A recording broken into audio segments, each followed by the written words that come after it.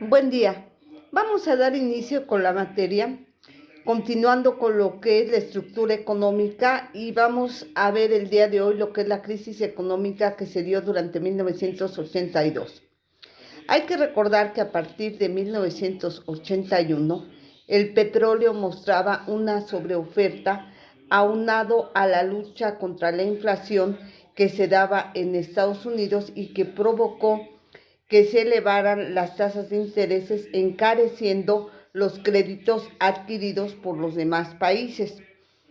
En ese momento tan complicado se llevaron a cabo las elecciones presidenciales en nuestro país, llegando a la presidencia Miguel de la Madrid Hurtado. La situación económica que prevalecía llevó al entorpecimiento de la toma de decisiones,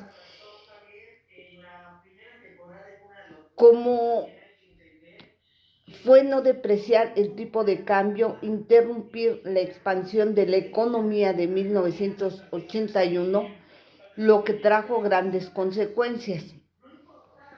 Dentro de las que podemos nosotros citar en esta crisis de 1982, bueno, primero pues toma posesión como presidente Miguel de la Madrid Hurtado. La devaluación del peso, además continuó la política, el déficit público alcanzó los niveles históricos más altos, no hubo acceso al crédito externo, la expropiación, se da en ese momento lo que es la expropiación de la banca privada, como consecuencia natural se da una ruptura entre lo que es el gobierno y el sector privado. Este sexenio se caracterizó por una crisis económica que, aunado a ello, se da una desconfianza terrible por lo que es el sector social.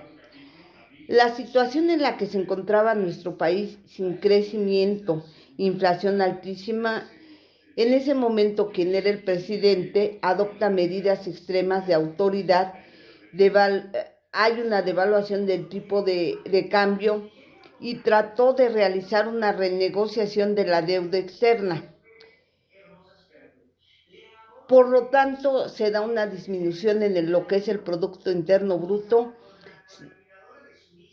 Hay un estancamiento de la inversión. Además, se dieron los eventos, lamentablemente, como fue el macrosismo en 1985 y la caída del petróleo, por lo que los esfuerzos que se realizaron de autoridad quedaron definitivamente borrados y el déficit público vuelve a lo que es el nivel que se tenía durante 1982.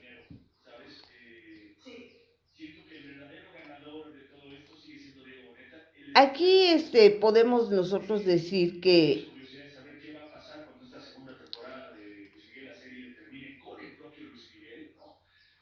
el gobierno realiza o adopta un programa de estabilización que se puede decir heterodoxo, donde hay una participación del sector privado y los apoyos. Por otro lado, tenemos lo que eran los apoyos tradicionales del PRI, como son las centrales obreras y las de los campesinos.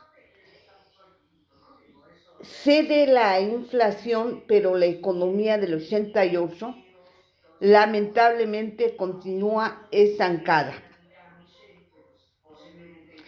Este programa neoliberal que se puso en práctica a partir de 1983 también fue promovido por Estados Unidos, el Fondo Monetario Internacional y el Banco Interamericano de Desarrollo. Este nuevo modelo neoliberal se caracterizó por una serie de reformas que iban dirigidas a lo que es la estructura económica, que cubría diferentes áreas relacionadas entre sí, con el propósito de ir mejorando la eficiencia del sistema económico. Para ello hubo la necesidad de modificar instituciones, redefinir las relaciones que se estaban dando entre los factores de producción y lo que eran las clases sociales.